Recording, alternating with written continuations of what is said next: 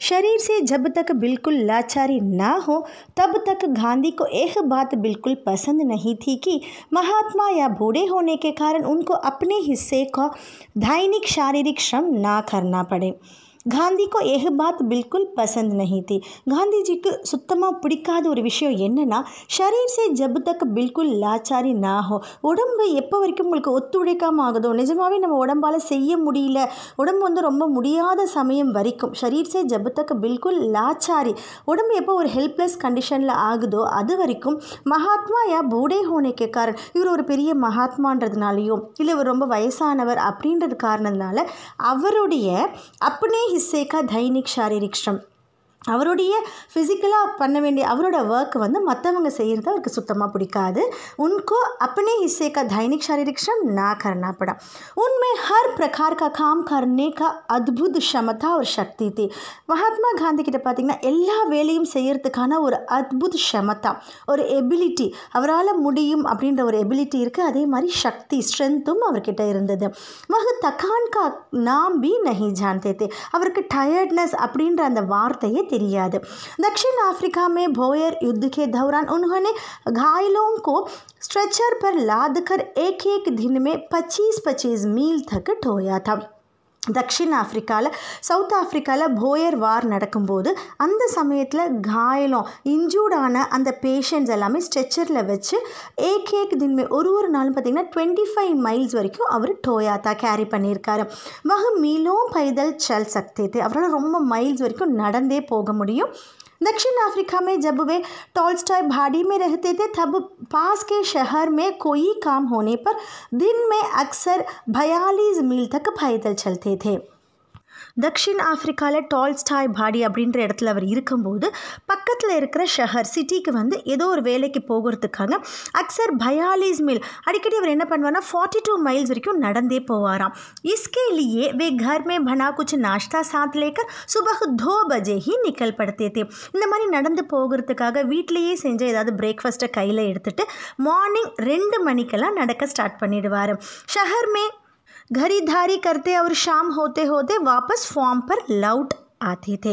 சிட்டியில் ஏதாவது ஷாப்பிங் பண்ணிவிட்டு खरीदारी ஏதாவது வாங்க வேண்டிய பொருளை வாங்கிட்டு ஈவினிங் தான் அவர் ஃபார்முக்கு திரும்ப நடந்து வருவார்। उनके अन्य साथी भी उनके इस उदाहरण का खुशी खुशी अनुकरण करते थे। இந்த மாதிரி காந்திஜியை நடந்து வரதை பார்த்துட்டு அது ஒரு எக்ஸாம்பிளாக எடுத்துக்கிட்டு அவருடைய அந்நிய சாதி மற்ற ஃப்ரெண்ட்ஸ் எல்லாம் கூட ரொம்ப ஹாப்பியாக அதை அனுகரன் करते थे, ஃபாலோ பண்ண ஆரம்பிச்சிட்டாங்க।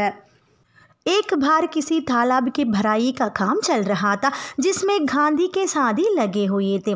ஒரு தடவை ஒரு தாலாப்னா பாண்டுன்னு அர்த்தம், அந்த குளம் இருக்குல்லையே அதில் தண்ணி நிரப்புற வேலை நடந்துச்சு। அதில் காந்திஜியினுடைய சாதி பார்ட்னர்ஸ் அவங்க ஃப்ரெண்ட்ஸும் அதில் இருந்தாங்க। एक सुबह काम खत्म करके वे लोग फावड़े कुथाल और टोकरियाँ लिए जब वापस लौटे तो देखते हैं कि गांधी ने उनके लिए तश्तरियों में नाश्ते के लिए फल आदि तैयार करके रखे हैं। ஒரு நாள் மார்னிங் வந்து அவங்க அந்த வேலையெல்லாம் முடிச்சுட்டு வேலோக் அந்த வேலையெல்லாம் முடிச்சுட்டு ஃபாவ்டே குத்தால் டோக்கரியா எல்லாமே அந்த கார்டனிங் டூல்ஸு। ஃபாவ்டே அப்படின்றது ஷோவல்னு சொல்லுவாங்க இங்கிலீஷில், மண்வெட்டி, குதால் வந்து ஹோ மண் கிளறி, டோக்கரியான பேஸ்கெட்ஸ்। ஸோ இந்த மாதிரி பொருளெல்லாம் எடுத்துகிட்டு அவங்க திரும்ப வரும்போது பார்க்குறாங்க காந்தினே உன்கேலியே, காந்திஜி என்ன பண்ணியிருக்காரு அவங்களுக்காக தஷ்தரியாம் प्लेट्ஸில் வந்து ब्रेकफास्टுக்காக பழமெல்லாம் ரெடி பண்ணி வச்சுருக்காரு। एक साथी ने पूछा आपने हम लोगों को लिए यह सब कष्ट क्यों किया, क्या यह उचित है कि हम आपसे सेवा करें। அதில் ஒரு ஃப்ரெண்ட்ஸ் வந்து அவர் என்ன கேட்குறாங்க பார்த்தீங்கன்னா, நீங்கள் எங்களுக்காக இந்த மாதிரி ஏன் கஷ்டப்படுறீங்க, உங்ககிட்ட இந்த மாதிரி உங்ககிட்ட நாங்கள் சேவா வாங்கிறது ஆப்சி சேவா கரையே இது வந்து ஃபேரான ஒரு விஷயமா அப்படின்ற மாதிரி கேட்குறாரு। गांधी ने मुस्कुराकर उत्तर दिया क्यों नहीं, मैं जानता था कि तुम लोग थके माधे लौटेंगे। காந்தி இதுக்கு சிரிச்சுக்கிட்ட என்ன ஆன்சர் பண்ணார் பாருங்க, ஏன் நான் செய்யக்கூடாது, எனக்கு தெரியும் நீங்கள்லாம் ரொம்ப டயர்டாக திரும்ப வருவீங்க, எனக்கு தெரியும்। तुम्हारा नाश्ता तैयार करने के लिए मेरे पास खाली समय था, உங்களுக்காக பிரேக்ஃபாஸ்ட் பண்ணுறதுக்கு என்கிட்ட நிறைய டைம் இருந்துச்சு, அதனால் நான் பண்ணேன் அப்படின்ற மாதிரி சிரிச்சுக்கிட்டே சொல்கிறாரு। दक्षिण अफ्रीका में रहने वाले भारतीयों के जाने माने नेता के रूप में गांधी भारतीय प्रवासियों की मांगों को ब्रिटिश सरकार के सामने रखने के लिए एक बार लंदन गए। ஒரு தடவை காந்திஜி லண்டன் போகிறாரு, எதுக்காகன்னு பார்த்தீங்கன்னா தக்ஷின் ஆஃப்ரிக்காவில் இருக்கிற இந்தியன் பீப்புளுக்கு ஜானே மானே நேத்தே, இவர் ஒரு லீடராக ஸோ இவர் தான் ஒரு வெல் நோன் லீடராக என்ன பண்ணுறாரு, பிரிட்டிஷ் சர்க்கார் கிட்ட பாரதிய பிரவாசியோன்னா மைக்ரேன்ஸ், இவங்கெல்லாம் வந்து இந்தியன் பீப்புள், இங்கே மைக்ரேட் ஆன பீப்புள் இல்லையா, இங்கே வந்து வாழ்கிற பீப்புள், அவங்களுடைய டிமாண்ட்ஸ், அவங்களுக்கு சில தேவைகள் இருக்கும், அதை பிரிட்டிஷ் சர்க்கார் கிட்ட, பிரிட்டிஷ் கவர்மெண்ட் கிட்ட கேட்கறதுக்காக இவர் வந்து போகிறார். ஆஸ் அ லீடராக இவர் போகிறாரு, லண்டனுக்கு போகிறாரு. वहाँ उन्हें भारतीय छात्रों ने एक शाकाहारी भोज में निमंत्रित किया. அங்கே இருக்கிற பாரதிய छात्रों, அங்கே இருக்கிற இந்தியன் ஸ்டூடெண்ட்ஸு இவருக்கு ஒரு ஷாக்காஹாரி அப்படின்னா வெஜிடேரியன் ஃபீஸ்ட்டுக்காக இன்வைட் பண்ணுறாங்க. छात्रों ने इस अवसर के लिए स्वयं ही शाकाहारी भोजन तैयार करने का निश्चय किया था. ஸ்டூடெண்ட்ஸ் எல்லாம் என்ன பண்ணுறாங்க, இவருக்கு இந்த வெஜிடேரியன் ஃபீஸ்ட் கொடுக்கணும் அப்படின்றதுக்காக அவங்களே இதெல்லாம் ரெடி பண்ணணும்னு டிசைட் பண்ணுறாங்க. तीसरे पहर 2 बजे एक दुबला पतला और चरहरा आदमी आकर उनमें शामिल हो गया और तश्तरियाँ धोने, सब्जी साफ़ करने और अन्य चुटपुट काम करने में उनकी मदद करने लगे. तीसरे पहर 2 बजे, ஸோ 2 மணிக்கு பார்த்தீங்கன்னா மத்தியானம் 2 மணிக்கு 2 PM एक दुबला पतला ரொம்ப தின்னாக இருக்கிற, அதே மாதிரி சரஹரா ரொம்ப ஸ்லிம்மாக இருக்கிற ஒரு பர்சன் வந்து உண்மை ஷாமில் ஹோகையா, இவங்கெல்லாம் சேர்ந்து ரெடி பண்ணும்போது அவரும் வந்து இதில் இன்க்ளூட் ஆகிக்கிறாரு. அவர் தஷ்தரியான் தோனே, பிளேட்ஸ் கழுவுறது, सब्जी साफ़ करने, वेजिटेबल्स क्लीन பண்ணுறது, அது மட்டும் இல்லாமல் அங்கே இருக்க சின்ன சின்ன வேலைகள் சுட்டு காம் करने में उनकी मदद करने लगे. அந்த ஸ்டூடெண்ட்ஸ்க்கு அவரும் சேர்ந்து ஹெல்ப் பண்ண ஆரம்பிக்கிறாரு. बाद में छात्रों का नेता वहाँ आया तो क्या देखता है कि वह दुबला पतला आदमी और कोई नहीं, उस शाम का भोज में निमंत्रित उनके सम्मानित अतिथि गांधी थे. ஸோ இவங்களுக்கெல்லாம் தெரியல, அவரும் சேர்ந்து கூட வேலை செஞ்சிட்ருக்காரு. அதுக்கப்புறம் பாத்துமே சாத்ரோங்கா நேதா, இந்த ஸ்டூடெண்ட்ஸ்க்கு ஒரு லீடர் இருப்பாங்களே, அவங்க வந்து பார்க்கும்போது அவங்களுக்கு தெரியுது இந்த துப்லா பத்லா, இந்த தின்னான ஆத்மி யாருன்னு பார்த்தீங்கன்னா, அந்த ஈவினிங் அவங்க யாரை இன்வைட் பண்ணியிருக்காங்களோ, யாரை அவங்க சம்மானித், யாரை அவங்க ஹானர் பண்ண போகிறாங்களோ, அந்த அதித்தி, அந்த கெஸ்ட்டு காந்திஜி தான் இவங்க கூட வந்து வேலை செஞ்சவர் அப்படின்றது அந்த லீடருக்கு தெரிஞ்சு அதுக்கப்புறம் அவங்களுக்கு ரொம்ப ஆச்சரியமாகுது. गांधी दूसरों से काम लेने में बहुत सख्त थे, लेकिन अपने लिए दूसरों से काम कराना उन्हें नापसंद था. காந்தி அடுத்தவங்களை வந்து இந்த வேலையை நீங்கள் செய்யுங்க, அதாவது அவங்களுடைய வேலையை கெட்டிங் அ ஒர்க் டன், அவங்களுடைய அந்த வேலையை செய்ய வைக்கிறதுல ரொம்பவும் ஸ்ட்ரிக்டாக தான் இருப்பார். ஆனால் அவருடைய வேலையை இன்னொருத்தங்க செய்யணும் அப்படின்றது அவருக்கு பிடிக்காத ஒரு விஷயம். एक बार एक राजनीतिक सम्मेलन से गांधी जब अपने डेरे पर लौटे तो रात हो गई थी. ஒரு தடவை ஒரு ராஜநீதிக் சம்மேளன், ஒரு பொலிட்டிக்கல் செமினாருக்கு காந்தி போயிட்டு திரும்ப வராரு. அவருடைய டென்ட்டுக்கு, டேரே பர் லௌட்டேத்தோ, அவரோட டென்ட்டுக்கு அவர் திரும்ப வரும்போது பார்த்திங்கன்னா ரொம்ப நைட் டைம் ஜாஸ்தி ஆகிடுச்சு. सोने से पहले वे अपने कमरे का फर्श बुहा रहे थे. தூங்குறதுக்கு முன்னாடி நான் ஃபஸ்ட்டே சொன்னேன் இல்லையா, அவர் வந்து கிளீனினஸில் ரொம்பவும் பர்டிகுலராக இருப்பார். அதனால் தூங்குறதுக்கு முன்னாடி அவருடைய ரூமை வந்து அவருடைய ரூமோடைய ஃப்ளோர், ஃபர்ஷனா ஃப்ளோர், அது வந்து புகார் ரஹே थे. புகார்னா ஸ்வீப் பண்ணுறாரு, பெருக்கிறாரு. उस समय रात के 10 बजे थे. அவர் அந்த டைம் பெருக்கிட்டு இருக்கும்போது பார்த்தீங்கன்னா நைட்டு 10 o'clock. एक कार्यकर्ता ने दौड़कर गांधी के हाथ से बुहारी ले ली. ஒரு ஒர்க்கர் வந்து இதை பார்த்துட்டு, ஸோ காந்திஜி பெருக்கிறாரு அப்படின்னு பார்த்துட்டு ரொம்ப வேகமாக ஓடி வந்து அவர் கையில் இருக்கிற அந்த புகாரி ப்ரூம் ஸ்டிக்கை வந்து வாங்கிடுறாரு. जब गांधी गांवों का दौरा कर रहे होते, उस समय रात को यदि लिखते समय लालटेन का तेल खत्म हो जाते तो वे चंद्रमा की रोशनी में ही पत्र पूरा कर लेना ज़्यादा पसंद करते थे, लेकिन सोते हुए अपने किसी थके हुए साथी को नहीं जगाते थे. ஒரு தடவை காந்திஜினுடைய கிராமத்தில் விசிட் பண்ணியிருக்காரு. அந்த சமயத்தில் எதையும் லிக்தே சமயம் ஏதோ ஒன்று அவர் வந்து எழுதிட்டு இருக்கும்போது, ஒருவேளை அவர் எழுதிட்டு இருக்கும்போது லால்டேன் காத்தில் அந்த லேண்டன் விளக்குன்னு சொல்லுவாங்களே, லாந்தல் விளக்கு, அந்த விளக்கில் இருக்கிற அந்த எண்ணெய் தீர்ந்து போய் அவருக்கு வந்து வெளிச்சம் குறைஞ்சிச்சு அப்படின்னா அவர் என்ன பண்ணுவார் அப்படின்னா, சந்திரமாக்கி ரோஷினியுமே, அந்த மூன் லைட்டில் கூட உட்காந்து எழுதினாலும் எழுதுவார். அது அவருக்கு ரொம்பவும் பிடிக்கும். ஆனால் சோத்தே ஹுயே அப்பனே கிசி தக்கே ஹுயே சாதிக்கும், அவர் கூட தூங்கிட்டு இருக்கிற மற்ற எந்த ஃப்ரெண்ட்ஸையுமே அவர் எழுப்பி யாரையுமே அவர் டிஸ்டர்ப் பண்ண மாட்டார். नौवा खाली पद यात्रा के समय गांधी ने अपने शिविर में केवल 2 आदमियों को ही रहने की अनुमति दी.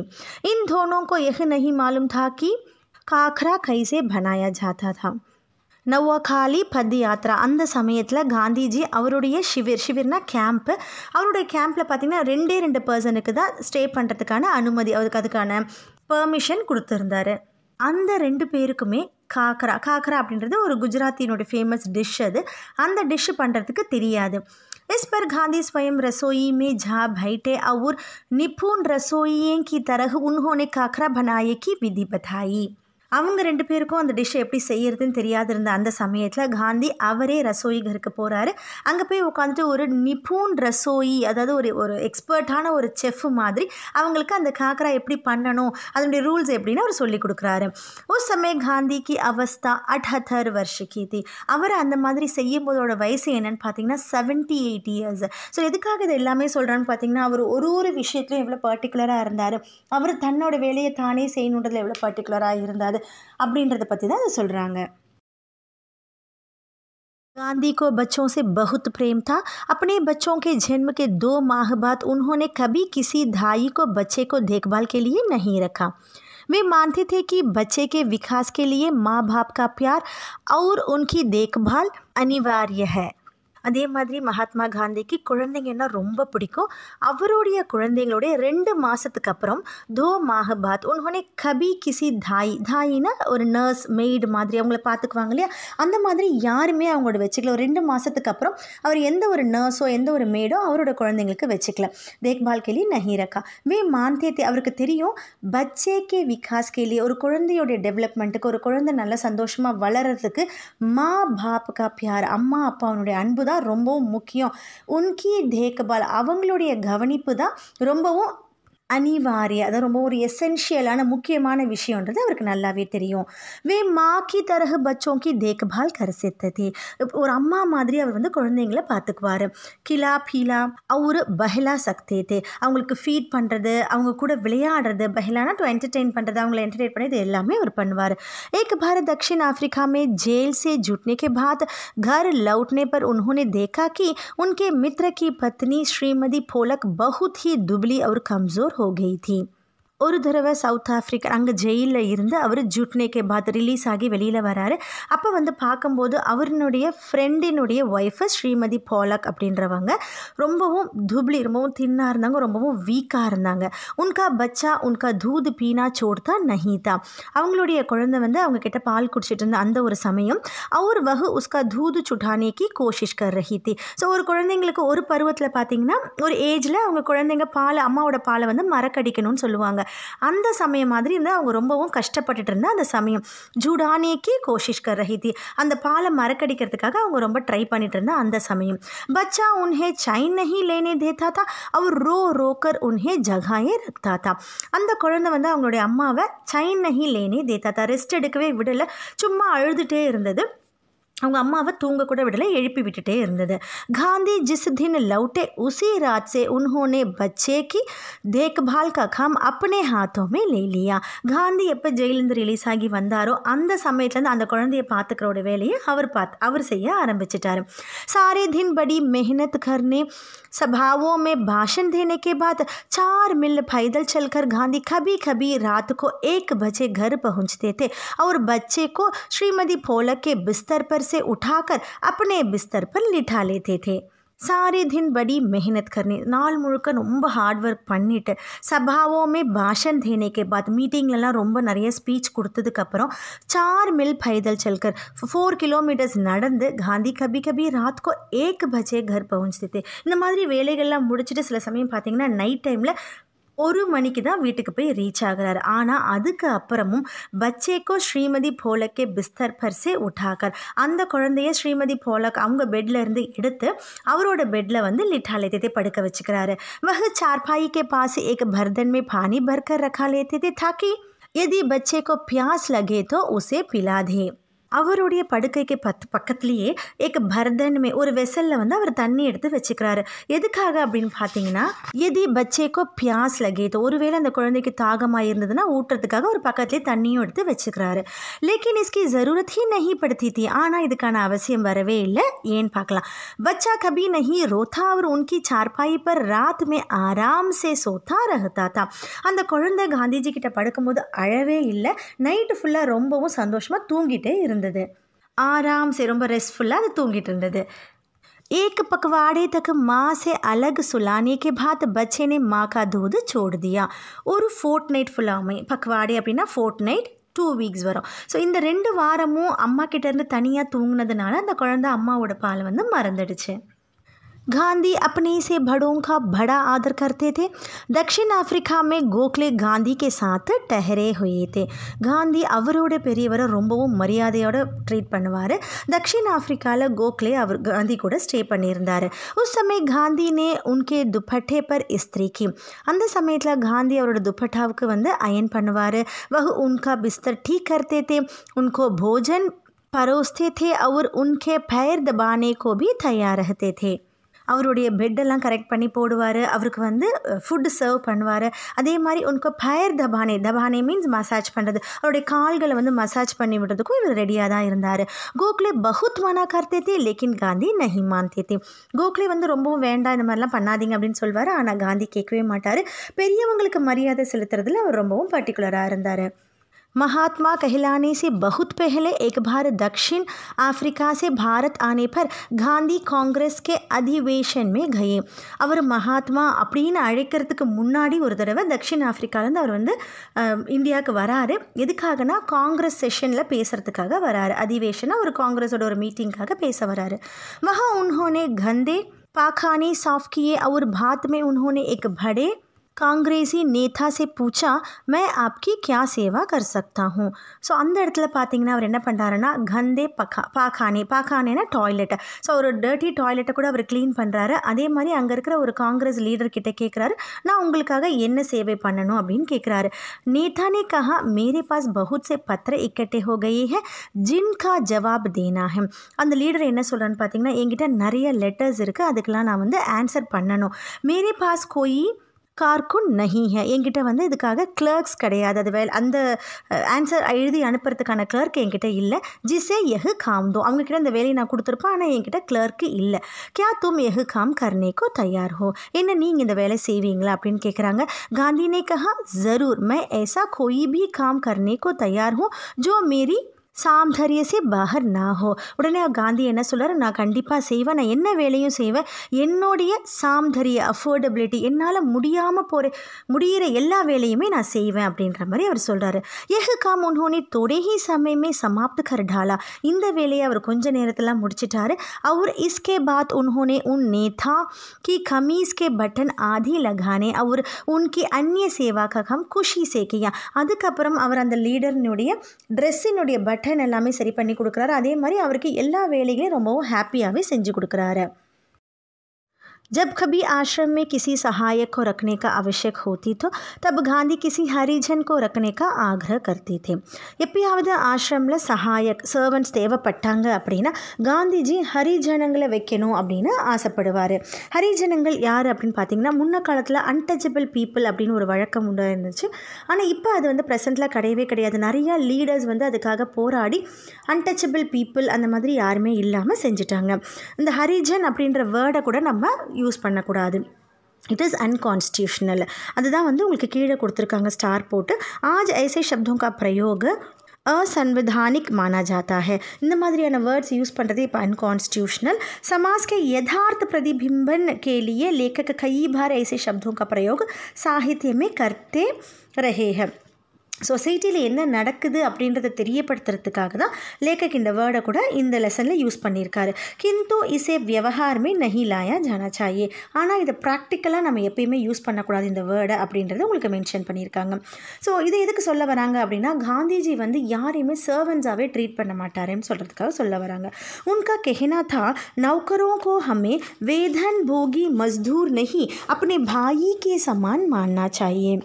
ஸோ காந்திஜி எப்பயுமே என்ன சொல்வார்னு பார்த்தீங்கன்னா, நௌக்கரம் சர்வன்ஸை வந்து நம்ம எப்பயுமே வேதன் போகி மஸ்தூர், ஒரு லேபர் சேலரி கொடுக்குற ஒரு லேபர்ஸாக ட்ரீட் பண்ணாமல் நம்மளுடைய அண்ணன் தம்பிகளில் ஒருத்தராக ட்ரீட் பண்ணணும் அப்படின்னு சொல்கிறாரு.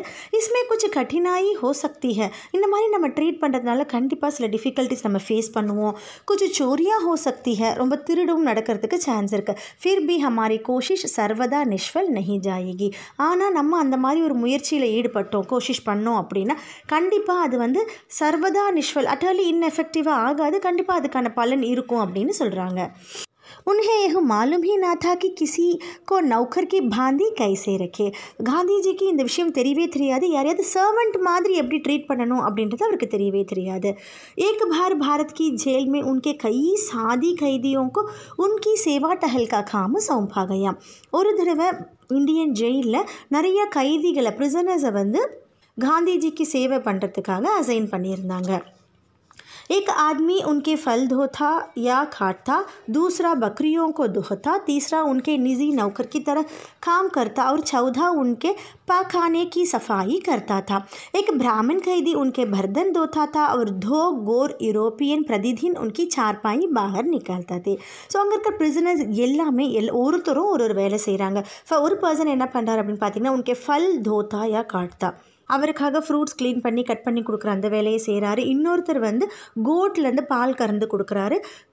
இன்னொருத்தர் என்ன பண்ணுறாரு, நிஜி நௌக்கர்கி தரவு அவருடைய பர்சனல் அட்டெண்டர் மாதிரி காந்திஜிக்கு கூடயே இருந்து எல்லா வேலையும் செஞ்சு கொடுக்குறாரு.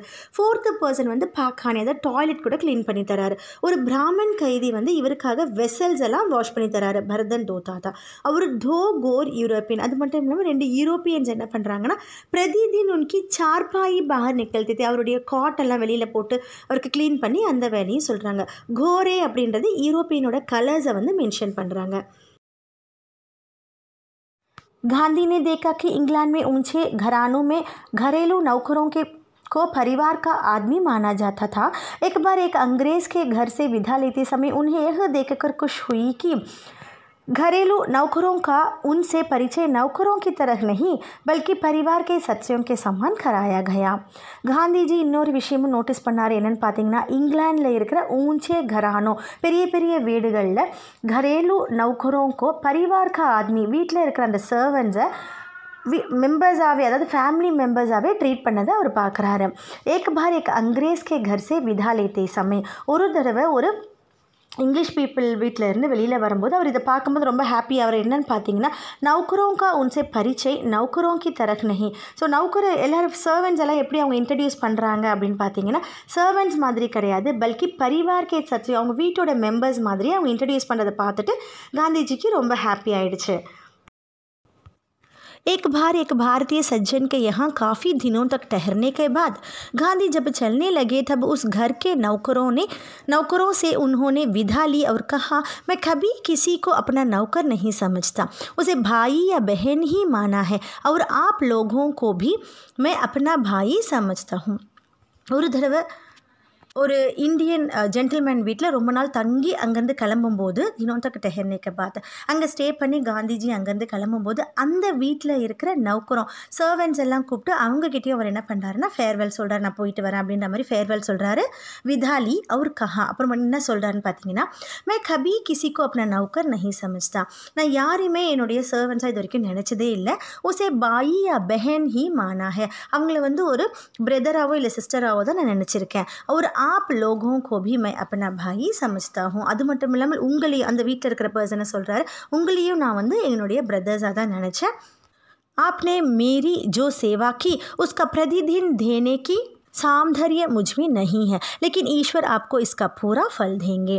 நீங்கள் இது வரைக்கும் எனக்கு என்னெல்லாம் சேவை பண்ணீங்களோ உஸ்கா பிரதிதான் அதுக்கு நான் ரிப்ளை பண்ணுறதுக்கு என்னால் முடியாது. ஏன்னா அந்த மாதிரியான ஒரு ஒர்க் நீங்கள் எனக்காக பண்ணியிருக்கீங்க. சாம்தாரி அப்படின்னா அதுக்கு அஃபோர்ட் பண்ணுறதுக்கு என்னால் முடியாது. கடவுள் வந்து உங்களுக்கு அதுக்கான பலனை கொடுப்பாரு அப்படின்ற மாதிரி சொல்கிறாரு. இந்த வேர்ட்ஸ் எதுக்கு சொல்கிறாங்க அப்படின்னா சர்வன்ஸை வந்து அவர் ரொம்பவும் அவருடைய சொந்த அண்ணன் தங்கச்சி அந்த மாதிரி தான் அவர் ட்ரீட் பண்ணியிருக்காரு. சில்ட்ரன், இந்த லெசனில் காந்திஜியினுடைய டெய்லி அது எப்படி இருக்கும், அவருடைய ஒரு செயலும் அவர் ஒரு வேலையும் எப்படி செய்வார்ன்றதை பற்றி நம்ம நல்லா தெரிஞ்சுக்கிட்டோம். அவரை மாதிரியே நம்மளுடைய வேலைகளை நம்மளே செய்யணும் அப்படின்ற ஒரு உறுதி நம்ம எடுக்கணும் இந்த லெசனுக்கு அப்புறம். இந்த லெசனை நம்மளுக்காக எழுதினவங்க அனு பந்தோபாத்யாய். லெசன் உங்களுக்கு புரிஞ்சிருக்கும்னு நம்புகிறேன். Thank you children.